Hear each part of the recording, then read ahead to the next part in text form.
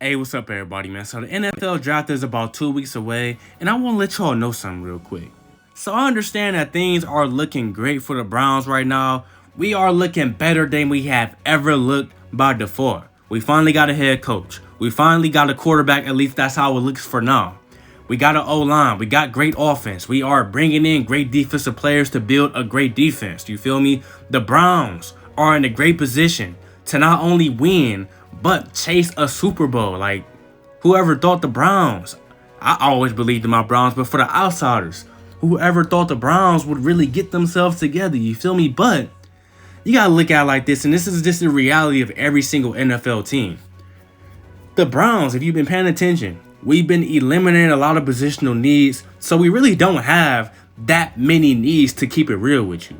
And we are getting a little bit low on our cap space. We only got $10 million left in cap, which is not a lot, to be real with y'all. So the Browns are in a position where every single draft from here on out is going to determine the longevity of our success, because the reality and just how the game goes, we're not going to be able to keep this team together forever. Some players are going to get hurt. Some players are just going to up and walk. Some players we're not going to be able to afford. That's just how it is. So we need to make sure that we're getting great value in a draft for all our picks, so that when it's time to sacrifice a player that we know we can't afford, or when it's time for, a player that's going to walk, not coming back, we're able to confidently replace them with somebody that we already drafted. So I want to let y'all know straight up, and I'm only telling y'all who we should draft in the first round. We're not going offense. We'd be idiots to go offense. I don't care if Jamar Chase fell all the way down to 26. We gonna let him go. Maybe 27th person to get him. We need defense. So just by looking at the defensive side of the ball, based off my projected depth chart and probably a lot of other people's projected depth chart, looking at the safety position, we don't need a safety. Grant Delp is coming off an injury. Remember, we drafted him to replace that safety void anyway. He finally is going to be able to step on the field this year, which is a plus. We also signed the top safety on the market, John Johnson. Both of them should start, so we don't need any safeties. Plus, if you look at the depth, we got Ronnie Harrison, who can start if Delpit ain't ready. And we got Sheldrick Redwine, who had a better year last year, in my opinion, but still needs some work. So we'll be all right at the safety position. We don't really need a safety. Corners. You can look at the cornerback position and say we don't need a corner, but I feel like we can use a corner. We can use a few corners to be exact. Because Denzel Ward, even though he's a shutdown corner, he's injury prone. Even though Hill, I forgot his first name for a second, but Hill, even though he's a good slot corner, Troy Hill, a good slot corner and can play the outside a little bit, he's good for the slot corner, you feel me? And Greedy Williams is injury prone, but he's unproven. So I can understand why you would say that we may need a corner, but it's upside too. What if Denzel Ward stays healthy and plays how he always plays? And what if Greedy Williams becomes what we wanted him to become and stay healthy? And what if Troy Hill is just who Troy Hill is? We may not need a corner after all, but we need depth. And then when you look at the defensive line, we did need a DN. But since Clowney came back, that gives us flexibility in the draft to where we don't really need to pick a DN in the first round unless that's just what's best available. So Clowney really put us in a position to where we can just go out there and pick who's best available for our needs. Because whoever we pick for DN is going to sit behind Myles Garrett and Clowney anyway. You feel me? So we can get a DN in the second round, maybe third round, but definitely second round for sure. So when I look at the linebacker position, Anthony Walker is definitely going to fill the need that we needed for sure. But we still don't have other linebackers that we're truly confident in. I understand Malcolm Smith led our team in tackles last year and all that good stuff, but he's long gone. You feel me? He's not nowhere near what he used to be. He's a cool linebacker. He's a veteran. He's a leader, but he ain't good enough to where we don't need to be going out there drafting linebackers. So my preference is to go out there and draft a linebacker in the first round. And the linebacker that I want us to go out there and pick is Jeremiah Owusu-Koramoah, if that's how you say his name. The dude was really a dog in college. He was the ACC Defensive Player of the Year. He was the Bookus Award winner. The dude was a solid player out there at Notre Dame. Just by looking at the highlights, because you can't get no film on these dudes, he was great in coverage. He was pretty fast, and he was out there covering slot receivers.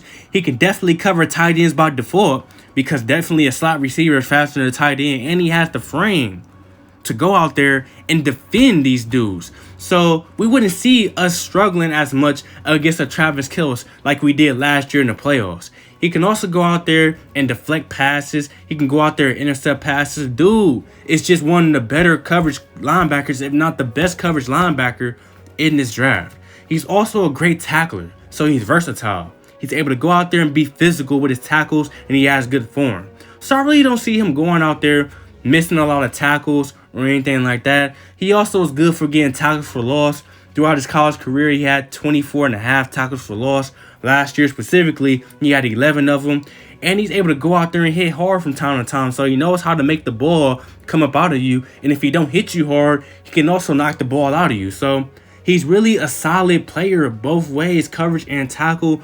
And he can go out there and get a sack or just provide some pressure off the blitz as well. So he's really a very talented special player, and this will be great value for the Browns at pick number 26. We're not blessed enough to be able to get Micah Parsons or anybody like that, but this would be just as good if we're able to get him at pick 26. And the good thing is, this ain't me being any delusional or anything like that. He's projected to be available around that time. Some people think we actually will get him in the mock draft, so I hope we can go get him. He only played 2 years in college as a starter. At least he only saw the field 2 years. So he's a solid dude.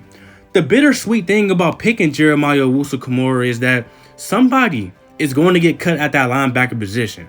Looking at the linebackers we got Mack Wilson, Sione Tautaki, and Jordan Phillips, who are definitely developing.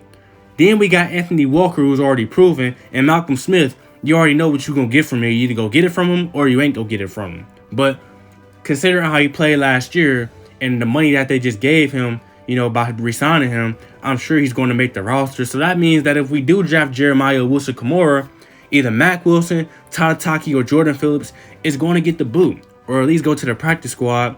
And I project that probably would be Tautaki for sure. I'm not sure though, but it probably will be Tautaki. I don't know, but hey, this is just how the game goes, man. We need what we need. So I hope we get Caramoa Owusu-Koramoah. Definitely will be great value for the first round. And for the second round, if we don't go DN, which we wouldn't go DN if we get Caramoa Owusu-Koramoah, we would go DN in the second round. And pretty much every pick after that would just be for positional value and just preparing us for the future. So I can see us picking a wide receiver for sure. I could definitely see us picking a kicker. I could see us picking maybe another linebacker, maybe another DN. I could see us picking a safety. I could see us picking a few corners. That's what I can see us picking in the draft. Maybe a running back late in the I don't know.